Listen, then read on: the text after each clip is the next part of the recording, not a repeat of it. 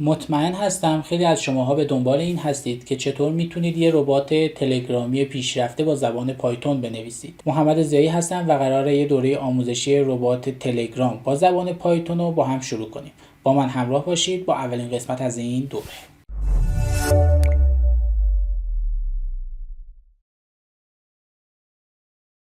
سلام دوستان، امیدوارم که حال شما خوب باشه. به اولین قسمت از دوره آموزشی ربات تلگرام با پایتون خوش اومدید. خب قبل از اینکه وارد بخش‌های عملی بشیم باید بگیم که قرار از چه کتابخونه استفاده کنیم و دلایل در واقع استفاده از این کتابخونه رو برای شما بیان کنیم. خب کتابخونه‌ای که من انتخاب کردم برای این دوره آموزشی پایروگرامه. بچه‌ها خوب دقت کنید، برای ساخت ربات تلگرام کتابخونه‌های متفاوتی وجود داره، ولی من تو این دوره آموزشی به خاطر توانایی‌های بسیار زیادی که پایروگرام در اختیار ما قرار میده و ربات‌های خیلی پیشرفته‌ای که میتونیم بسازیم، چون می‌خوایم پروژه‌هایی که میزنیم واقعا پروژه خیلی خفنی باشه و با پروژه بریم جلو، پایروگرام رو برای شما انتخاب کردم. خب اگرم که نگاه کرده باشید نوشته تلگرام MT Proto API Framework for Python. خب من قبل از اینکه حالا وارد یه سری توضیحات دیگری بشم باید بگم که شما پایروگرام اگر سرچ کنید سایتی که باید بیاد بالا pyrogram.org، یعنی اینو اگر شما دیدید بدونید که اینجا جایی هست که داکیومنت، مثال‌ها و ویژگی‌های پایروگرام رو به شما نشون. در واقع میتونه بگیم سایت رسمی حالا پایروگرامه. خب وارد یه بخشی میشم از سمت چپ توی در واقع سرچش یا اون دسته‌بندی بخش‌های مختلف. یه بخشی داره به نام MT Proto و Bot API. بچه‌ها همه چیزهایی که من میگم داخل خود سایت pyrogram.org ثبت شده و بر اساس مقاله هایی که داده بیرون قرار صحبت کنم، نه از خودم که حالا بگید اطلاعاتی که دارید میده بر اساس خودشه و سعی میکنم دقیق به شما بگم که چرا این پایروگرام این همه محبوبه بین ربات های در واقع تلگرام. ربات های محبوب دیگری هم نیز وجود داره، ولی خب این دوره گفتم قراره با پایروگرام بریم جلو. MT Proto و Bot API. قبل از اینکه وارد این مبحث بشم، چون میدونم خیلی جاها آموزش میدن و حالا در رابطه با این دوتا یا کم صحبت میکنن یا اگر هم صحبت میکنن جوری صحبت نمیکنن که به خوبی متوجه بشید. ولی خب قبل از اینکه وارد این موضوع بشیم بذارید در رابطه با API صحبت کنیم. نگاه کنید خود تلگرام به شما این امکان داده که با زبانهای برنامه نویسی مختلف بهش متصل بشید و حالا ربات‌ها رو کنترل کنید یا ربات بسازید کارهای مختلفی انجام بده. یعنی همه کارهایی که شما با یه اکانت میتونید بکنید خود تلگرام این امکانو به شما داده که از طریق API بتونید بهش متصل بشید و با زبان بهش دستور بدید که مثلا فلان کار رو انجام بده. اوکیه؟ خب تا اینجا همه تو میدونم مشکلی ندارید، مخصوصا با واژه API مطمئنا آشنا هستید، چون وقتی کسی میشه گفت پایتون کار کرده باشه مطمئنا قبلش بهش هم گفتن API و اینها چیه. MT Proto و Bot API دو تا روش مختلف برای این هست که شما با استفاده از زبان برنامه نویسی متصل بشید به تلگرام. حالا فرق نمیکنه مثلا با زبان برنامه نویسی پایتون، با زبان برنامه نویسی PHP، حالا هر زبان برنامه نویسی دو تا روش در اختیار شما قرار دادن. خارج از این دو روش نیست، همین دو روشه که شما به سرورهای تلگرام متصل بشید. خب اگر بیام پایینتر به شما گفته توی بات API یه سرور میانی وجود داره بچه‌ها. یعنی چه؟ یعنی شما درخواستتون رو با استفاده از زبان برنامه‌نویسی میدید به یه سرور میانی و این سرور میانی میاد درخواستش رو میده به تلگرام و تلگرام اون کار رو مثلا فلان کاری انجام میده. مثلا یه چت ربات مثلا ناشناس درست کردید یا مثلا یه رباتی درست کردید که بیاد پست های سایتتون رو توی این ربات نمایش بده، از طریق این ربات مثلا توی جای نمایش بده. اوکیه؟ توی بات API گفتم یه سرور میانیه، یعنی درخواستاتون رو شما میدید به یکی دیگه و این یکی میرسونه به تلگرام. اوکیه؟ خب این تا اینجا. توی MT Proto بچه‌ها شما چه کار میکنید؟ شما میایید مستقیم توی امتی پروتو مستقیم بدون واسطه با تلگرام ارتباط برقرار میکنید. یعنی میگید من نمیخوام وسط کسی بیاد تازه بیاد درخواست منو بگیره به یکی دیگه برسونه، من نمیخوام کسی این کار انجام بده، من خودم مستقیم با خود سرورهای تلگرام در ارتباط هستم، میخوام ارتباط برقرار کنم، درخواستی که میدم مستقیم تلگرام میگیره و انجام میده. اوکیه؟ پس تا اینجا تفاوت بات API و امتی پروتو رو فهمیدیم. بات API یه سرور میانی وجود داره، درخواست ما رو تازه میگیره، خودش میره میرسونه به تلگرام، ولی توی امتی پروتو ما مستقیم با تلگرام در ارتباطیم، واسطه‌ای وجود نداره. خب فکر کنم به خوبی توضیح دادم تا اینجا که تفاوتشون چیه و شما از الان به بعد اگر رفتی دنبال این که از ربات‌های دیگری غیر از پایروگرام استفاده کنید، کاملا هر کدوم توضیح دادن که از کدوم در واقع روش برای ارتباط با تلگرام دارید استفاده میکنید. از بات API دارید استفاده میکنید یا نه از امتی پروتو استفاده میکنید. پس از الان به بعد دقت کنید که اگر بات API بود یعنی سرور میانی، اگر پایروگرام بود یعنی نه مستقیم به خود تلگرام در ارتباط. اگر به پایین صفحه بیام، در ادامه مبحثمون نوشته که مزیت‌های کلا روش امتی پروتو نسبت به بات API چیه. اولین مزیتی که نوشته بچه‌ها نگاه کنید اینجا مثبت که گذاشته، یعنی امتی پروتو این ویژگی منحصر به فرد داره. این که منفی گذاشته یعنی بات API این روش رو نداره. بچه‌ها بدونید در واقع چون توی امتی پروتو مستقیم به تلگرام ارتباط داریم، تمام امکانات بات API ما داریم، تمام امکانات بات API رو داریم. خب این پس مد نظرتون باشه. توی امتی پروتو اولین مزیتش این است که ما کلا میتونیم به یوزر متصل بشیم، به اکانت خودتون متصل بشید و حتی اکانت خودتون رو در واقع مدیریت کنید.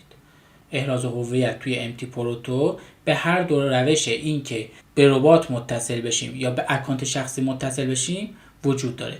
چطوری؟ من اگر بیام تو خود داکیومنت پایروگرام از سمت چپ قسمت اتوریزیشن رو انتخاب کنم، خب توی این قسمت دو روش رو نوشته اگر بخوایم به از طریق یوزر متصل بشیم، یعنی به اکانت خود فقط یوزر متصل بشیم نه به رباتی و بیایم حالا اکانت ها رو مدیریت کنیم، اکانت یوزر رو مدیریت کنیم و اینها، احراز هویت یعنی از طریق یوزر، میتونید از این روش استفاده کنید. و اگر بخواید که احراز هویت باتی انجام بدید، یعنی به بات هم متصل بشید، میاد از این روش استفاده میکنید. ولی توی امتی، خب من پس دوباره مقاله قبلیمو بیارم، ولی توی بات API شما فقط احراز هویت یا اجازه دارید که به اکانت ربات متصل بشید. درسته؟ پس این اولین تفاوتشون. تو بات API شما فقط اجازه دارید به اکانت ربات، یعنی یه ربات میسازید به این ربات متصل میشید، ولی توی امتی پروتو اینجور نیست. شما هم میتونید به یوزر اکانت خودتون متصل بشید و هم میتونید به بات متصل بشید. خب دومی تفاوتشون برمیگرده به آپلود و دانلود. توی امتی پروتو شما مجاز هستید که تا 2 گیگ فایل آپلود کنید یا حالا دانلود کنید به قول خودش، ولی توی بات API شما اجازه دارید که فقط تا 50 مگ یا 20 مگ یه فایل آپلود یا دانلود کنید. خب پس این محدودیت هم وجود داره توی بات API. خب بریم سراغ سومین دلیل که در واقع نوشته توی امتی پروتو به دلیل ارتباط مستقیمی که با تلگرام داریم سربار کمتری دارید. اوورهد یعنی سربار کمتری. سربار کمتری یعنی چه؟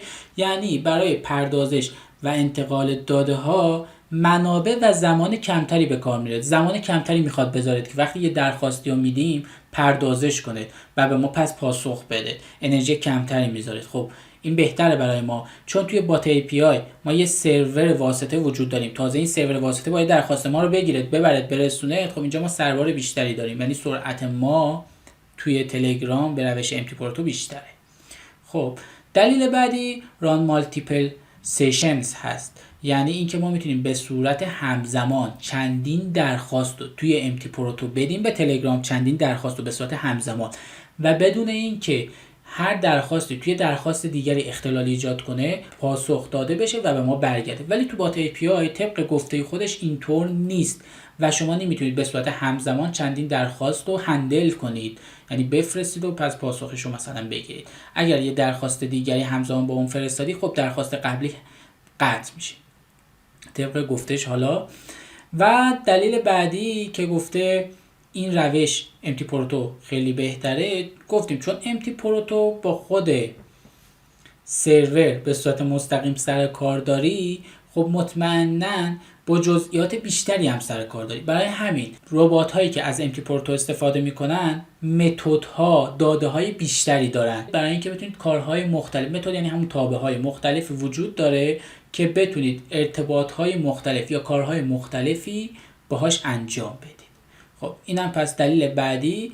دلیل بعدی که خب من اینجوری روش در واقع آبی رنگ هایلایتش میکنم چون شماره نذاشت که متوجه بشید، این هست که شما وقتی با امتی پروتو کار میکنید، اگر پیامی مثلا جایی فرستاده بشه، هر پیامی یه چت آیدی مخصوص به خودشو داره که این چت آیدی رو مثلا از یوزر آیدی و اینها به دست میاره، ولی توی API این کار ممکن نیست. شاید یه کمی این الان درک سخت باشه مگر اینکه قبلا با ربات تلگرام کار کرده باشید. حالا بعدش که واردش میشیم عملی کار میکنیم بهتر اینو درک میکنید. اینو الان داشته باشید چون هر پیامی که مثلا توی ربات تلگرام توسط یکی فرستاده میشه یه آیدی منحصر به فرد داره. این آیدی خیلی به ما کمک میکنه مخصوصا برای ساخت چت های ناشناس.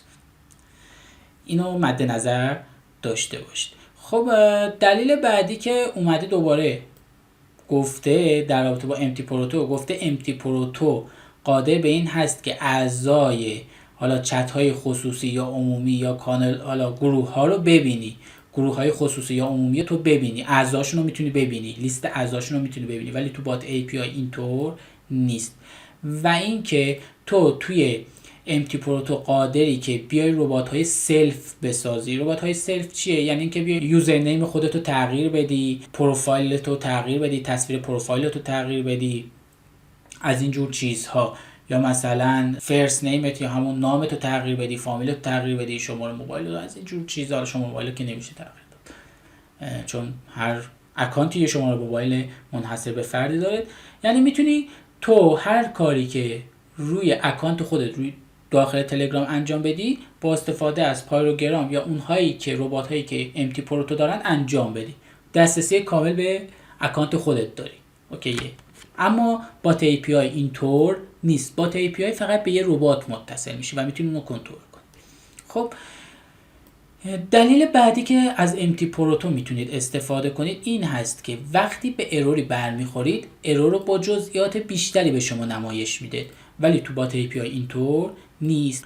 ویژگی آخری که خیلی اهمیتش از ویژگی های قبلی بیشتر و مهمتره و خیلی هم به چشم میاد این هست که اگر تلگرام آپدیت جدیدی بده و ویژگی خاصی در خودش ایجاد کنه، اولین کسانی که به این ویژگی ها دسترسی دارن ربات هایی هستن که از امتی پروتو استفاده میکنن، چون به صورت مستقیم با تلگرام در ارتباطن. ولی بات API نمیتونه سریع خودش رو با تلگرام بروز کنه. این کار به قول خودش خیلی نسبت به امتی پروتو کنتر اتفاق میفته. ممکنه چند روز بعد خودش رو هماهنگ کنه با ویژگی های جدید تلگرام. خب امیدوارم که کامل الان ویژگی های امتی پروتو و بات API شناخته باشید و از الان به بعد هر رباتی که خواستید بنویسید دقت کنید که از چه روشی داره استفاده میکنه. اگر سوال یا مشکلی داشتید در کامنت بپرسید و همچنین یادتون نره که ما رو سابسکرایب کنید و دنبالمون کنید برای آموزش های بعدی.